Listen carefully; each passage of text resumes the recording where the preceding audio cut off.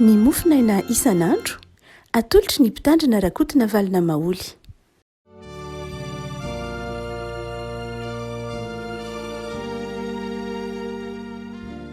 Falimiraba antsika rehetra ry afaka malalatra ty alatsinainy fa 13 ny volana jolay ity. Ny mofinainantsika anio dia ny salamo fa 770, salamo fa 770 ny 970 ka hatramin'ny 920, salamo fa 770 970 ka hatramin'ny 20. Fakitsika aminaran'i Jesosy. Ranobe nahitanao Andriamanitra, ranobe nahitanao ka torakovitra. Eny nanonjanonja ny lalina, nandatsaka ranon'orana ny rahona, nikotrokotroka ny lanitra, ny fanaretsaka koa ny zana-tsipikanao, ny fikotrokotroky ny kotrokohana teo amin'ny tadio. Nahazava zao rehetra zao ny elatra, ny ovitrovitra sy ny ororo ny tany, tany amin'ny ranomasina ny lalanao, ary nalehanao dia tany amin'ny rano mandrika, ka tsy fantatra ny tia-tongotrao. Ny tanan'ny Mosesy sy Arona no nitondranao ny olonao toy ny ondry. Ray masino manamasinana amin'ny fahamarinana ny teninao ny fahamarinana. Amen. Tononkira nataon'ny Asafa ity salamo fa 770 ity ry havako malala. Tononkira izay mampitodika ny olona amin'ny lasa. Tononkira izay mampatsiaro ny olona ny lasa rehefa ao anatin'ny zavatsarotra na akiviny izy dia nitodika tamin'ny lasa, mahatsiaro ny fitantanan'Andriamanitra, mampatsiaro ny fitantanan'Andriamanitra. Misy fomba fitenin'ny tolo malagasy na fomba fiteny andavanandro no hoe ny lasa tsy mba fanadino. Fomba fiteny koa ny hoe nefa ny hoe aleo ny lasa omba ny lasa. Rovina no ataontsika ny hoe avelao ny lasa omba ny lasa, rovina ny marina zay. Na rovina koa ny marina ny hoe ny lasa tsy mba fanadino. Samy toe-tsaina anankiroa reo. Saingy ratarafina amin'ity salamo 770 ity dia iza no mitoetra, iza no azo iainana, iza no azo ampiarina fiainana kristiana. Na inona lazaina rehefa ko malala dia ny fiainana kristiana dia fiainana izay banjina mandrakariva no avy, mitodika mandrakariva any amin'ny lasa, ary mamantatra tsara sy mijery ny ankehitriny. Ny matoa ny mihin'Andriamanitra ny olombelona ny fahatsiarovana na ny fitadidiana dia zava-dehibe amin'ny fiainan'ny olombelona izay. Tahaka ny zavatra rehetra nefa izay eo am-pelantanan'ny olombelona dia misy lafy ratsiny, misy lafy tsarany. Tahaka izany koa ny fahatsiarovana dia mety misy zavatra tsara ho entin'ny fahatsiarovana eo amin'ny fiainantsika, fa mety misy koa zavatra mampangirifiry ho entin'ny fahatsiarovana eo amin'ny fiainantsika. Eto ary ny mpanao salamo sy Asafa zany dia mitodika amin'ny lasa izy. Ary izay lasa izay dia lasa nentiny nanasitrana ny ankehitriny.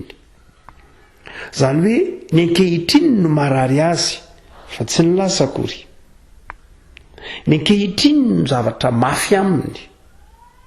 Dia nitodika tamin'ny lasa izy ary ny lasa iny no nentiny nitsabo ilay ankehitriny.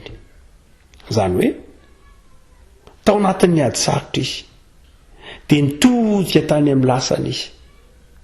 Ary rehefa nitodika tany amin'ilay lasany izy dia tsy ilay lasa nampangiryfiry azy no nitany saina. Iny ilay lasa fanadino iny. Tsy ilay lasa nisarahana tamin'Andriamanitra, tsy ilay lasa nivadina tamin'Andriamanitra, fa ilay lasa niarahana tamin'Andriamanitra. Ilay lasa izay ilay fahiny ombolona tamin'Andriamanitra, iny no nitadiny, iny ilay tsy fanadino, iny ilay tsy avela ho avalon'ny tantara, ary iny ilay nanasitrana ny ady am-panahiny ankehitriny. Zany hoe izy ihany no mitantara, eo zany Asafa, izy no sady hiaran'ilay zavatsarotra, nefa izy ihany no mitsabo ny fanahiny. izy ihany no mitsabo ny fanahiny amin'ny fahatserovana ilay lasa, ary ilay lasa dia toy ny ankehitriny aminy ka sitrana ny debidebiny, sitrana ny tahotra ao anaty. Zay rehefako malalina no manazava amintsika kristianina, misy ny lasa fanadino, misy ny lasa velahomba ny lasa. Inon'izay? Zay lasa zay dia le lasanao manokana, ka lasa ataontsika hoe nantanao na tsy nentina ataonao tao anatren'Andriamanitra, ka efa ny fonanao dia iny tsy iverenanao. Tsy hoe lasa tsy tsaroana koriny tsy zay, fa tadidy mandrakariva iny, na nisy ratsy olona kosa ve moanao ko tsy ho tadidinao zany, na nisy zavatra tsy nety tao amin'ny fiainanao nataonao tsy ho tadidinao kosa ve moa zany. Fa ny hoe avela izy omba ny lasa dia tsy atao intsony manelingelina amin'ny fiainan-kehitriny, avalina, zany hoe efa ny fonona tamin'ny tompo zay, efa nazahoana famelan-keloka, efa ny bebahana, dia tsy eritreretina anako intsony amin'ny fiainan-kehitriny, tsy misy akony intsony amin'ny fiainan-kehitriny, efa navalina satria nentina tao amin'ny azo fijalian'i Jesosy Kristy, dia efa tsy tonga ho eritreretina andeha ataontsika hoe hanavesatra ny fiainan-kehitriny intsony. Fa misy kosa lasa tsy fanadino. Ilay lasa tsy fanadino dia ilay tenenin'ny fitenin'ny Davida mpanjaka io, fitenin'ny Néhémie, fitenin'ny Ezra io, le manao hoe tompo tsarovy aho tamin'ny asa nataoko taminao, tsarovy ny fahiny arahako taminao, tsarovy ny andro ny fahatanorako, ny faneraserako taminao, mba jereo ty mpanomponao izay kely nataony taminao tao amin'ny fahatanorana, tao amin'ny fiainana sy ny sisa rehetra. Zany hoe lay lasa tsy fanadino eto rehefa malala, dia lay lasa mamy ny arahana tamin'Andriamanitra, lay lasa ny fanompoana. Ary eto dia iasafa dia mampatsiaro zany lasa hoe na nitondrahan'Andriamanitra ny zanak'Israely mivoaka ny Egypta, nitantahan'Andriamanitra azy tamin'ny ny Arona sy Mosesy, ny lalana nitondran'Andriamanitra azy namakivaky ny ranomasina mena. Zany hoe mitanisa ny herin'Andriamanitra, ny fandresen'Andriamanitra efa lasa efa 10 taona mahery, fa 10 taona mahery aza latsaka kely talo alohan'izao ny sehoan-tantara zany, fa mbola nampatsiahivy ny asafa ihany. Zany dia avako malala ny atao hoe lasa tsy fanadino zany, dia ilay lasa izay mamy, ilay lasa efa tonga lasa efa fanafody, lasa fanasitranana, ka manjary mitsabo le olana dia mpanahy ankehitriny. Inona ry avako malala ny hevitra zany ao amin'ny fiainantsika? Zavatra 3. Voalohany dia izao, tsy tokony adononao fa ny fotoana amintsika olombelona no misy ny lasa izay ankehitriny aro avy, fotoana antsika izay. Fa amin'Andriamanitra ny fotoana dia tsy misy ankehitriny izy, tsy misy ho avy. Hoy ny filazan'ny Apokalipsy, ary ao amin'ny fanjakan'Andriamanitra dia tsy misy masoandro intsony, fa Andriamanitra ny masoandro ao. Tsy misy fanazavana fa Andriamanitra efa mazava ao. Ina dikan'izany? Rehefa misy ny masoandro dia misy ny alina, misy ny etoandro, misy ny maraina, misy famataranandro, misy amin'ny 5, misy amin'ny 2. Fa ao amin'ny fanjakan'Andriamanitra tsy misy an'izany intsony. Ao amin'Andriamanitra mandrakizay. Tsy misy fotoana vonjena ao amin'Andriamanitra, fa mandrakizay ao amin'Andriamanitra. Mivelatra eo amin'Andriamanitra ny zavatra rehetra. Tsika rehetra dia mampatsiaro ny tenin'ny Albert Einstein hoe ny zavatra anankiray rehefa mandeha amin'ny hafainganam-pandrehan'ny hazavana dia mandrakizay izy. Iny siansa zany, fa Andriamanitra fahazavana, ary dia eken'ny siansa fa na ny mahafahazavana an'Andriamanitra fotsiny ihany ary dia efa mandrakizay azy. No zany dia afaka malala eto dia ity, amin'Andriamanitra tsy misy ny omaly sy anio ary mandrakizay, tsy miova Andriamanitra, tsy mandaitra amin'Andriamanitra mihitsy ny fotoana hoe niantitra Andriamanitra na ny tanora Andriamanitra, ny niova Andriamanitra. Andriamanitra ray tapitrisa taona lasa ihany mbola Andriamanitra zao, ary zay ihany mbola Andriamanitra afaka 2 tapitrisa taona, tsy niova izy. noho zany ny fotoana dia amintsika olombelona ihany manan-kery fa n'Andriamanitra ny fotoana tsy manan-kery mihitsy, tsisy heviny aminy fotoana. Amintsika ny mampisy heviny fotoana dia ato manjary asian'Andriamanitra heviny fotoana no isika satria ny fotoanantsika linéaire, misy ny omaly, misy anio, misy ny afaka tamin'ny tapa-bolana, misy amin'ny ray volana, misy ny lasa, misy ny ankehitriny. Dia ina ny afatra ny afaka malala. Zava-dehibe ary dia izao, aza manaiky ho fehezin'ny lasa na aza manaiky ataon'ny zioga, ataon'ny lasa zioga ianao. Ny lasa dia izao ny afaka malala. Zay tsy nentina ataonao tamin'ny lasa dia efa nifonanao tamin'Andriamanitra. Noho izany tsy mampatsiaro an'izay intsony Andriamanitra. Raha misy mampatsiaro an'izay ianao dia Satana. Iapangy izy io. Rehefa iapangy izy dia sokiriny eo amin'ilay lasanao ao dia anakivy ianao izy. Ianao angesao e, ianao angesao e, sao angesefana. Dia izao no navalin'i Martin Luther. Raha napangainy Satana tahaka izany izy dia izao no navalin'i Martin Luther. Ndroahany tamin'ny anaran'i Jesosy Luther ary izy manao hoe efa maty ny sosoloa teo amin'ny hazo fijalian'i Kristy voavelan'ny eloko.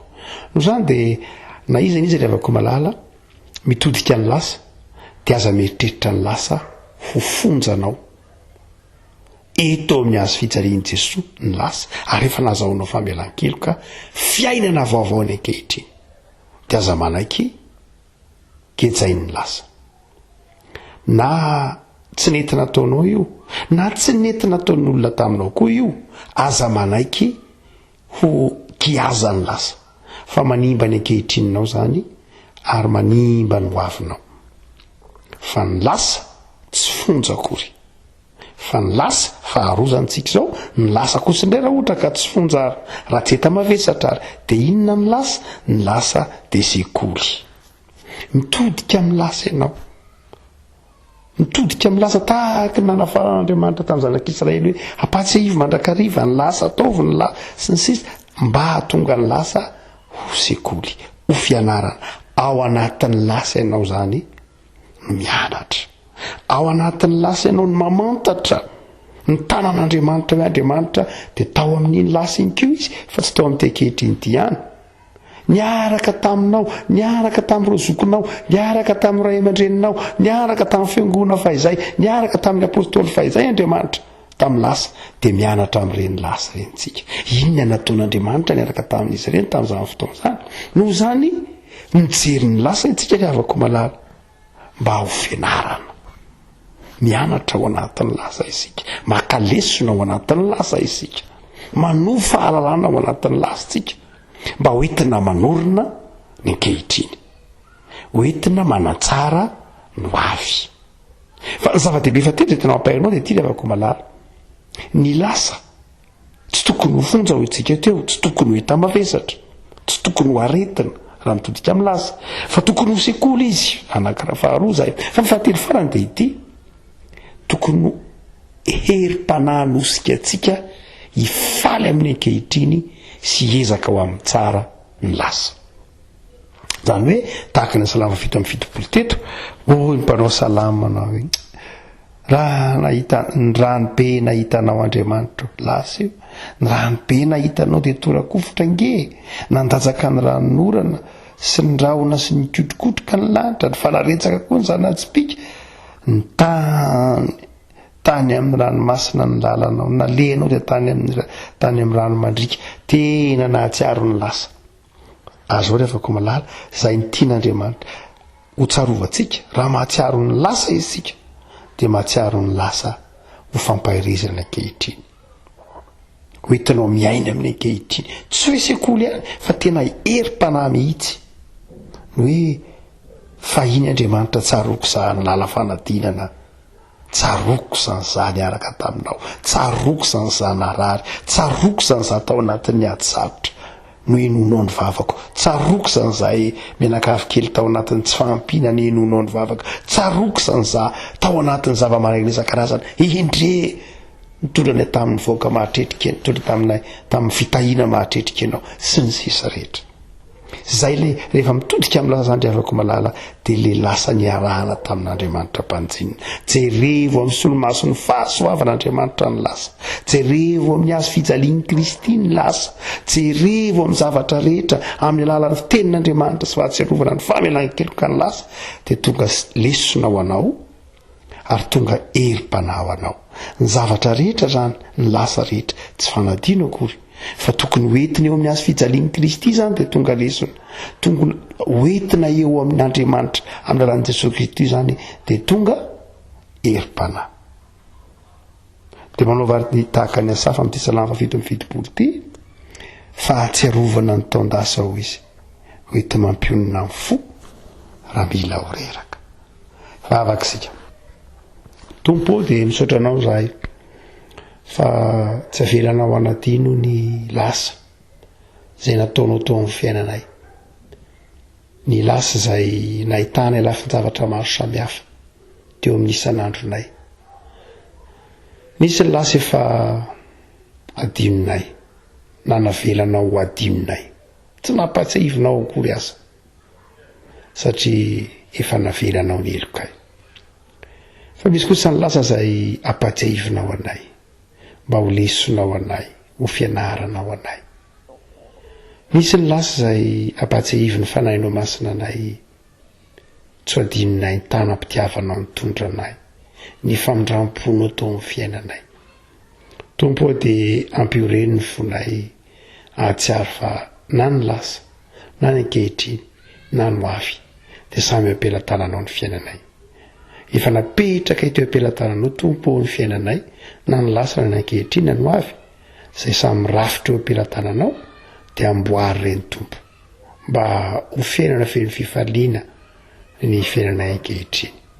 Tambesarana rahelo indraindray ny fiainanay ankehitriny noho ny lafin-javatra maro samihafa hitanay amin'ny fiarahamonina, noho ny zavatra sarotra lalaovanay ankehitriny, dia tambesarana lahelo indraindray ny fiainanay. Fampahere zay atsiaro fa Andriamanitra mitondranay amin'ny fitahiana mahatretrika ianao, Andriamanitra mampandresanay amin'ny zavatsarotra rehetra ianao, dia mametraka ny fiainanay eto ampelantananao zahay, ho arovanao, ho tehirizinao, ho tahinao amin'ny Jesosy Kristy zanakao. Amen.